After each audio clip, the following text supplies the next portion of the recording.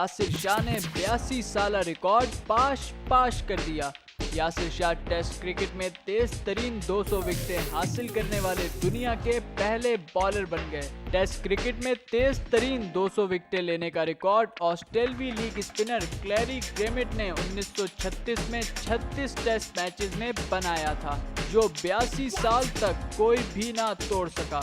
लेकिन आज यासिर शाह ने न्यूजीलैंड के खिलाफ तीसरे टेस्ट मैच में दूसरी विकेट हासिल करके ये रिकॉर्ड 33वें मैच में ही अपने नाम कर लिया।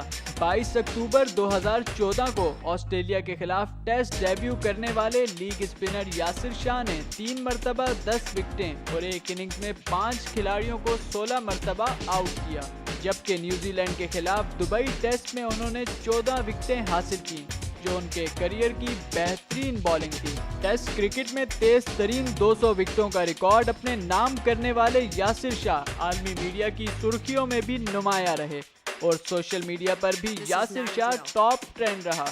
जबकि पाकिस्तान क्रिकेट बोर्ड के चेयरमैन एहसान मानी ने यासिर शाह को मुबारकबाद देते हुए कहा कि यासिर शाह का वर्ल्ड रिकॉर्ड पाकिस्तान क्रिकेट के लिए काबिले फख्र है।